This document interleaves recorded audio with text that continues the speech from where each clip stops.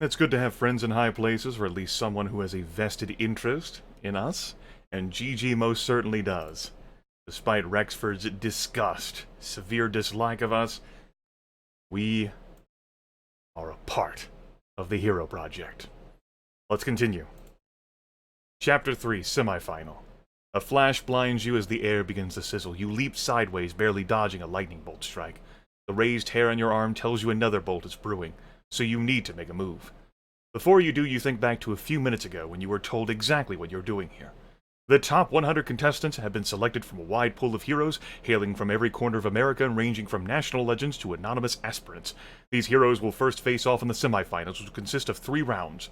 Round 1 begins with a one-on-one knockout battle. Only the 50 winners of these one-on-one battles will advance to round 2. Colton's words still ring in your ears as you face your opponent. Sergey? Serge? Sergey? A rookie hero from St. Louis with more piercings than you can count. Apparently he has the power to create lightning, since you just narrowly dodged a strike inside your metal battle room. Now, power! Yes. You've also been told that a panel of secret judges will be watching your every move in the semifinals. Although the identities of these judges remain unrevealed, they'll be in charge of calculating your leaderboard score, which ranks your performance against the other contestants. Leaderboard points will be added or deducted based on each contestant's strategic choices, battle efficiency, displayed heroism, and overall success. This leaderboard score will play a part in eliminations throughout the span of the competition. Balancing when and how to use the right powers will also be crucial in succeeding as a contestant and a hero. With the onset of your Infinity powers, you have a new selection of abilities to use. These powers are stronger and more effective, but also require the use of much more power. Perhaps we should not have used our powers to lift the ladder. We're fine. We gotta recharge or something. Sure, cool, neat. Now ready to fight? You send a mental command to activate the Meadship warning system. Meadship J2 immediately appears. If you dodge, you have a 75% chance of frying. Attack, fool! You face Sergey, who whispers through a smirk, Gene Hazard. That's certainly enough to get your blood pumping. Yeah, so we're definitely attacking here. Fly to the air? No. Energy shield? No. Disrupt gravity? No. Let's do it. Without hesitation, you access your power the same way you always have, conjuring the strongest, whitest blast you're capable of, without tapping into your Finny Atom powers. The purple blast erupts from your outstretched arms like a rocket launching. It connects with Sergey and knocks him back against the wall, pinning him there. Once you let up on the blast, he crumples to the ground, static electricity flickering across his mohawk. Just then, one of the metal walls of the battle room retracts, opening up to an entirely new, much bigger arena chamber. The words Round 2 flash above the entry. You fly into the chamber and pause immediately. You face a massive 100-foot wall with all kinds of doors across it. You then watch as a petite, older blonde woman wearing a parka jumpsuit runs out of the battle room next to yours. Without hesitating, she spots a doorway blocked with jets of flame and runs headlong into it. As she does, she waves her hands, causing the flames to freeze. She then leaps above the frozen jets and disappears into the doorway, which automatically seals behind her. In round 2, the 50 released heroes will have to find their way through the one of 30 trap will have to find their way through one of 30 trap doors. Bolton's voice booms to the arena, and there are 25 doors remaining. It's a good thing you finished your battle with just one attack. I will give you more opportunities to make it through an entrance door to round 3. As you fly forward, you see hero contestants all over the arena, searching for a viable trapdoor. You watch as a well-known everyman gets caught in a Robo-Tarantula's energy web. Though that's not the only obstacle, heroes take each other out all across the room, some more brutally than others. But you don't have any time to mess around, you need to get yourself through an entrance door right away. Use your energy powers, Hunty, instead of Honey. Meadship J2 says, just in the nick time, that'll take you to the road less traveled. Fly super fast. See the seams of a concealed door in the wall. Use an energy shield to get through a door pumping with acid fountains. We did blasting earlier. And it seems like our advice thing is gonna, negate one of the options, provided that the advice is always accurate. So let's just use an energy shield. Let's save a bit on power. Let's not go for concealed doors in the wall. Someone else can do that. There's a door right there. Let's block out the acid. All the other hero contestants are avoiding the acid entrance, and with good reason. The acid splashes out of the doorway, corroding anything it touches. But you've been generating energy shields for years. You know you can create one strong enough to withstand a few seconds of acid wash. Encasing yourself in a purple bubble of energy, you fly right into the doorway. The shield hisses madly as the acid splashes against it, but you push forward. Within seconds, you make it through to the other side of the entrance wall. Emerging from the doorway, you arrive into even more chaos. The remaining heroes all scramble around what looks like a giant, colorful children's playground, except instead of swings and slides, there are flamethrowers and robotic tendrils curling around the structure. Twisting tubes and secret passageways run throughout the entire course, set over a bubbling lake of lava. It looks like some kind of oversized Lego set cooked up by a maniacal toddler. In round 3, our 30 remaining contestants must navigate a dangerous obstacle course to find one of 15 gilded keys. Those who do will earn their spot in the Shrine of the Silver Monkey. Also the final selection. As Colton's words ring through the arena, you scan the scene. A giant, muscled behemoth in a pink leotard smashes a bejeweled woman into the ground. Right next to them, a tentacle from the wall snares a turtle-esque hero and riddles her with an electric pulse. Just then you notice Jury, standing at the top of one of the bar core structures, dodging a slew of winged knives. He spins under them and swings across the bar set to the top rung, where he grabs a sizable gilded key. As soon as he clutches the key, he disappears from the obstacle arena in a burst of yellowish teleportation energy. As you fly forward towards the course, you can't help but notice black magic navigating a crisscrossed laser cage, making her way through the beams with ease. She snatches the gilded key at the end of the course and vanishes from the room without even seeing you. 11 keys remaining. Colton's voice booms from the sound system. Slugger, you've been moving as fast as you can, and there are still some heroes advancing ahead of you. Time to get into gear.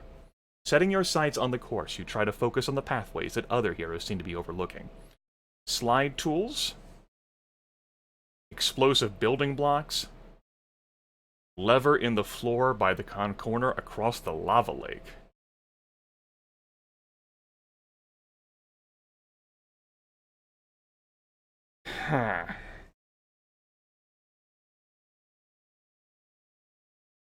Other heroes are overlooking these pathways for one reason or another. We weren't the first to be in here, so there's no guarantee that, like, the 2 keys that were taken before we got in here or whatever, like however many, can't believe I already lost count, doesn't matter.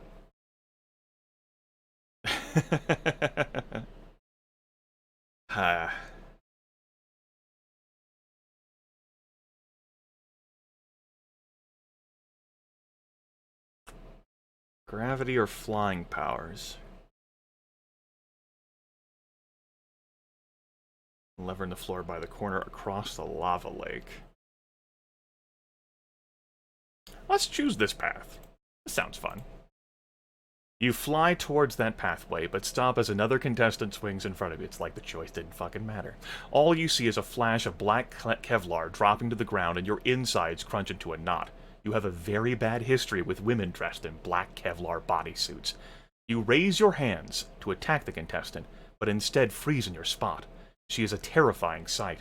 Her bodysuit is lined with liquid, frosty blue seams that course with coolant, connecting to an oversized plasma gun.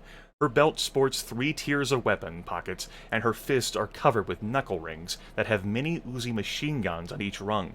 2 swords cross her back, and one of her eyes is covered with a blinking red technological eye patch, which is linked to a side-mounted I gotta fucking read that paragraph again. Alright. Blue seams, coolant, plasma gun, tons of weapons on her belt. Fists have knuckle rings that have fucking machine guns on them. Swords. Take that. Alright, sure. But the most frightening thing about her is her face, which is covered with a black featureless plastic mask. It only opens at the top of her head for a ponytail, which... Wait, what? A ponytail? Surprise, hotshot, the weapon woman says. Turns out that important client was me. What? Could that really be Jenny? No. No, what? What? Oh my god. Our helper was a fucking superhero all along. Ah, what a twist. Alright, just was reliving that description again. Certainly was something. Before you can ask Jenny what the slugger she's doing here, a panel opens from the wall, and a silo of heat-seeking missiles arm themselves, pointed directly at you and Jenny, which actually might be a good thing since one missile is topped with a gilded key. However, next to that you see something far scarier. A tall, dark-skinned man with a head of curly white hair, dressed in one of the most infamous costumes on the planet. That's the Crush, the most feared powered cult leader of the past century.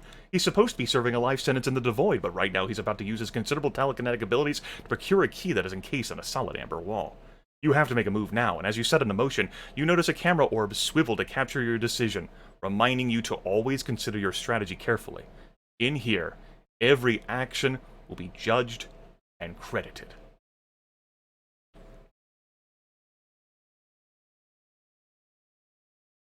Oh, well, Jenny can handle herself then. The cameras are watching. Fuck this. I mean, if she's actually in here and she has superpowers and she has knuckle rings with mini Uzi machine guns and fucking overloaded plasma gun and whatever the hell other, fuck it. We ain't helping her then. We don't know what she's capable of, and we can have this conversation later. We're getting to one of the key pathways. She can handle herself. All these other things. If our strategy matters. See you in the top 15, you say to Jenny with a wink. You take that missile key. You hope these words mask the fact that you're looking out for yourself here. You need to get to the final selection, no matter what. Turning back toward the obstacle course, you decide to get your key in. Alright, sure. It's all 10. Flying next to the latch, you activate your gravity power to flip the very heavy switch. As you do, a pit of robo-vipers suddenly springs forward, their fangs rippling with electric venom. Dodging left, you spot a key nestled in the center of the pit. Surging forward, you clutch the key. As a yellowish flash surrounds you, a robo-viper snaps at your face, but you vanish before it can bite you. Within seconds, you find yourself on a massive auditorium stage under a shower of confetti, a holographically simulated audience of thousands applauding. Dozens of camera orbs hover to catch the excitement. You try to look around but are blinded by stage lights. This is insane. Congratulations, you hear Colton's voice shout from somewhere nearby. The Ineffable, you have advanced to the final selection. Still clutching your key, you can't help but smile, because you won. And you have a feeling that you're standing at the start of something very special.